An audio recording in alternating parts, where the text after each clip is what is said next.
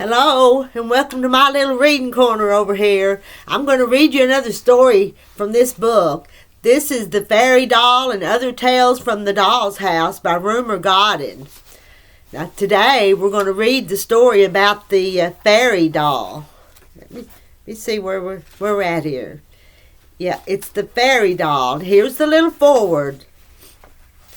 For Rosemary, because once upon a time, I'm afraid we treated her as Christabel, Godfrey, and Josie treated Elizabeth before she had the fairy doll. I wonder what this story's about. Here we go. Chapter 1. Nobody knew where she came from. She must have belonged to Mother when Mother was a little girl, said Father, but Mother did not remember it. She must have come from Father's house with the Christmas decorations, said Mother, but Father did not remember it. As long as the children could remember, at Christmas every year the fairy doll had been there at the top of the Christmas tree. She was 6 inches high and dressed in white gauze dress with beads that sparkled. She had silver wings and a narrow silver crown on her dark hair, with a glass dewdrop in front that sparkled too. In one of her hands she had a silver wand, and on her feet were silver shoes, not painted, stitched. Fairies must have sewn those, said Mother. Or my, said Christabel, who was the eldest.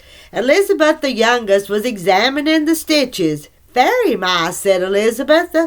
You may think it is a lucky thing to be the youngest, but for Elizabeth it was not lucky at all. She was told what to do or what not to do by her sisters and brother all day long, and she was always being left out or made to stay behind.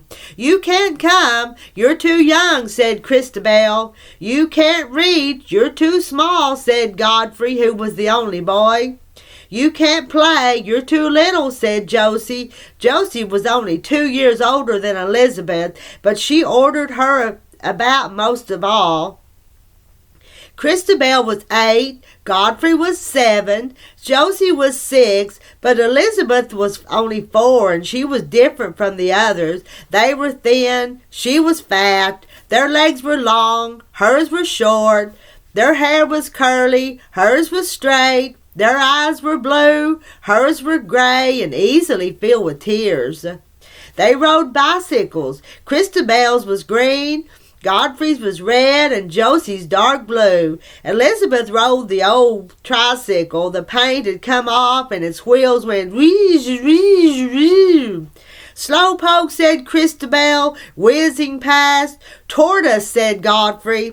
Baby, said Josie.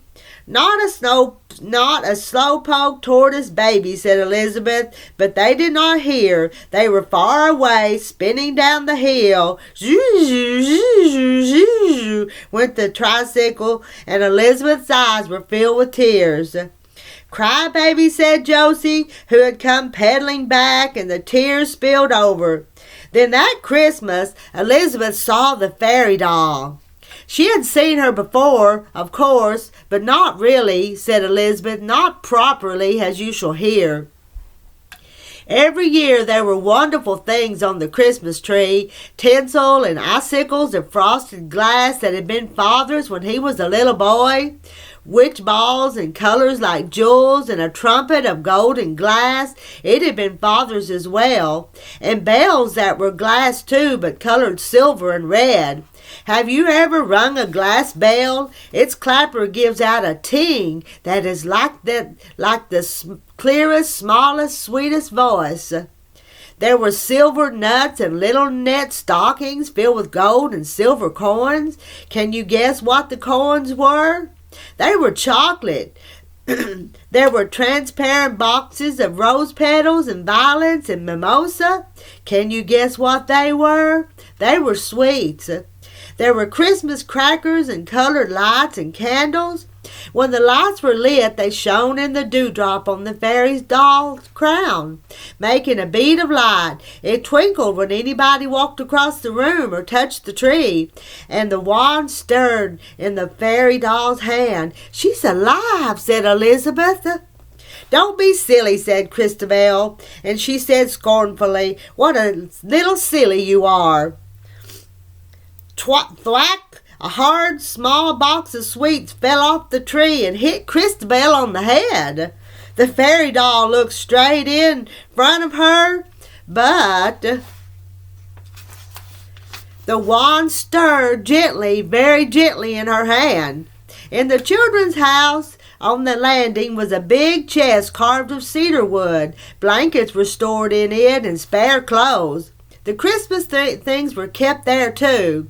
The candles had burned down, of course, and the crackers had been snapped and the sweets and nuts eaten up. But after Christmas, everything else was packed away. Last of all, the fairy doll was wrapped in blue tissue paper, put in a cotton reel box, laid with the rest in the cedar chest, and the lid was shut. When it was shut, the chest was still useful. Mother sent the children to sit on it when they were naughty.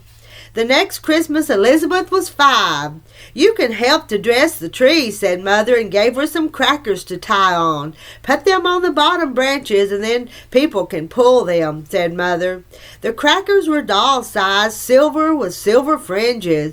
They were so pretty that Elizabeth did not want them pulled. She could not bear to think of them tattered and torn, and she hid them in the moss at the bottom of the tree.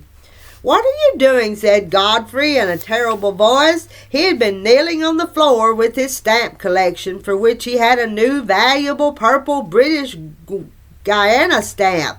He jumped up and jerked the cracker out. "You're afraid of the bangs, so you hid them," he said. Elizabeth began to stammer, I wasn't," but he was already jumping around her singing, "Cowardly, cowardly custard, cowardly, cowardly custard." A gust of wind came under the door. It lifted up the new valuable purple British Guiana stamp and blew it into the fire. The fairy doll looked straight in front of her, but the wand stirred gently, very gently in her hand. Elizabeth was often naughty. She did not seem to be able to help it, and that year she spent a great deal of time sitting on the cedar chest. As she sat, she would think down through the cedar wood and the cotton reel box and the blue tissue paper to the fairy doll inside. Then she did not feel quite as miserable. The Christmas after that she was 6, she was allowed to tie the witch balls and the icicles on the tree, but not to touch the trumpet or the bells. "But I can help to light the candles, can't I?" asked Elizabeth. Josie had been blowing up a balloon. It was a green balloon she had bought with her own money, and had blown it to a bubble of emerald. You must have blown up balloons so that you will know what hard work that is." Now Josie took her lips away for a moment and held the balloon carefully with her finger and thumb. On the page. "Light the candle," she said to Elizabeth. You're far too young." Bang went the balloon. The fairy doll looked straight ahead in front of her, but the wand stirred very gently in her hand. Under the tree was a small pale blue bicycle, shiny with paint and steel. It had a label that read, Elizabeth, Elizabeth. "You lucky girl," said Mother. The old tricycle was given to a children's home. It would never go wee wee for Elizabeth again. She took the new bicycle and wheeled it carefully onto the road. "You lucky girl," said everyone who passed. Elizabeth rang the bell, and once or twice she put her foot on the pedal and took it off again. Then she wheeled the bicycle home. That year Elizabeth was naughtier than ever and seemed able to help it less and less. She spilled milk on the Sunday newspapers before Father had read them. She broke Mother's Wedgwood bowl, and by mistake she mixed the paints in Christabel's new paint box. "Careless little idiot," said Christabel. "I told you not to touch." When Mother sent Elizabeth to the shop, she forgot matches or flour or marmalade, and Godfrey had to go and get them. "You're a perfect duffer," said Godfrey, furious. Going to dancing, she dropped the penny for her bus fare, and Josie had to get off the bus with her. "I'll never forgive you, never," said Josie. It grew worse and worse. Every morning when they were setting off to school, "Elizabeth, you haven't brushed your teeth," Christabel would say, and they had to wait while Elizabeth went back. Then they scolded her all the way to school. At school it was no better. She seemed more silly and stupid every day. She could not say her tables, especially the 7 times. She could not keep up in reading, and when she sewed, the cloth was all over blood spots from the pricks. The other children laughed at her. "Oh, Elizabeth, why are you such a stupid child?" asked Mrs. Thrupp, the teacher. Sometimes that year Elizabeth got down behind the cedar chest, though it was dusty there, and lay on the floor. "I wish it was Christmas," she said to the fairy doll inside. Then she would remember something else and say, "I wish it never had been Christmas," because worst of all, Elizabeth could not learn to ride her bicycle. Father taught her, and Mother taught her. Christabel never stopped teaching her. "Push, pedal, pedal, pedal, pedal," cried Christabel, but Elizabeth's legs were too short. "Watch me," said Godfrey, "and you won't wobble," but Elizabeth wobbled. "Go fast," said Josie, "then you won't fall," but Elizabeth fell. All January, February, March, April, May, and June, she tried to ride the bicycle. In July and August, they went to the sea so that she had a little rest. In September, October, November, she tried again. But when December came, I'm sorry to tell you, Elizabeth still could not ride the bicycle. "And you're 7 years old," said Christabel. "More like 7 months," said Godfrey. "Baby, baby," said Josie. Great-grandmother was to come that year for Christmas. None of the children had seen her before because she had been living in Canada. "Where's Canada?" asked Elizabeth. "Be quiet," said Christabel. Great-grandmother was Mother's mother's mother, and very old, said Mother. "How old?" asked Elizabeth. "Shh," said Godfrey. There was to be a surprise. The children were to march into the drawing room and sing a carol, and when the carol was ended, Great-grandmother was to be given a basket of roses. But the basket was not a plain basket. It was made, Mother told them, of crystal. "What's crystal?" asked Elizabeth. "Shut up," said Josie. "It's the very finest glass," said Mother. The roses were not plain roses either. They were Christmas roses, snow white. Elizabeth had expected them to be scarlet. "Isn't she silly?" said Josie. "Who was to carry the basket? Who was to give it?" "I'm the eldest," said Christabel. "It ought to be me." "I'm the boy," said Godfrey. "It ought to be me."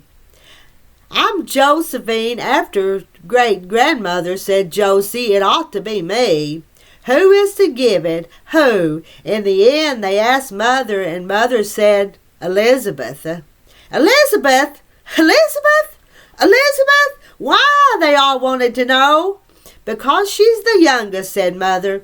None of them had heard that as a reason before, and "It's too heavy for her," said Christabel. "She'll drop it," said Godfrey. "You know what she is," said Josie. "I'll be very, very careful," said Elizabeth. How proud she was when Mother gave the handsome, shiny basket into her hands outside the drawing room door. It was so heavy that her arms ached, that she would not have given it up for anything in the world. Her heart beat under her velvet dress. Her cheeks were red as they marched in and stood in a row before Great-grandmother. "Noel, Noel," they sang. Great-grandmother was sitting in the armchair. She had a white shawl over her knees and a white scarf patterned with silver over her shoulders. To Elizabeth, she looked as if she were dressed in white and silver all over. She even had white hair, and in one hand she held a thin stick with a silver top. she had something else, and Elizabeth stopped in the middle of a note. At the end of great-grandmother's nose hung a dewdrop. An older, clever child might have thought, why doesn't great-grandmother blow her nose? But to Elizabeth, that trembling, shining drop was beautiful. It caught the shine from the Christmas tree, and if great-grandmother moved, it twinkled. It reminded Elizabeth of something. She could not think what. Can you? And she gazed at it. She gazed so hard that she did not hear the carol end. Born is the King of Israel. There was silence. Elizabeth, hissed Christabel. Go on, whispered Godfrey. Josie gave Elizabeth a push. Elizabeth jumped and dropped the basket. The Christmas roses were scattered on the carpet, and the crystal basket was broken to bits. Excuse me, this cold's messing me up. Sorry about that. Elizabeth jumped and dropped the basket. The Christmas roses were scattered on the carpet, and the crystal basket was broken to bits. Excuse me. I'm getting a tickle. Let me give it just a second, because I want to see what happens next, don't you? There's just water in my cup. That's a bad place to have to stop. Hours afterwards, it was really 1 hour, but to Elizabeth it felt like hours. Mother came upstairs. Great-grandmother wants to see you, she said. Elizabeth was down behind the chest. The velvet dress was dusty now, but she did not care. She had not came out to have tea nor to see her presents. What's the use of giving Elizabeth presents, she heard Father say. She doesn't ride the one she has. Elizabeth had made herself flatter and flatter behind the cedar chest. Now she raised her head. Great-grandmother wants to see me, she asked. Great-grandmother looked at Elizabeth, at her face which was red and swollen with tears, at her hands that had dropped the basket, at her legs that were too short to ride the bicycle, and at her dusty dress. Said a voice, something will have to be done. It must have been great-grandmother's voice. There was nobody else in the room, but it seemed to come from high up. A long way up, from the top of the tree, for instance. At the same moment there was a swishing sound, as if something brushing through the branches, wings perhaps, and the fairy doll came flying, for it was falling. Of course, but it sounded like flying, down from the tree to the carpet. She landed by great-grandmother's stick. Dear me, how fortunate, said great-grandmother, and now her voice certainly came from her. I was just going to say you needed a good fairy. Me? asked Elizabeth. You, said great-grandmother. You had better have this one. Elizabeth looked at the fairy doll, and the fairy doll looked at Elizabeth. The wand was still stirring with the rush of the fall. What about the others? asked Elizabeth. You can leave the others to me, said great-grandmother. What about next Christmas and the tree? Next Christmas is a long way off, said great-grandmother. We'll wait and see. Slowly Elizabeth knelt on the floor and picked up the fairy doll. Oh, and that's the end of chapter 1. Let's see, how long is chapter 2? I think I'll do chapter 2 in part 2. But Elizabeth just got her a fairy doll. What did grandmother call that fairy doll? Elizabeth needed a good fairy, and grandmother gave her the fairy doll. Wonder what's going to happen in chapter 2. We'll find out next. That's the end of chapter 1. Bye.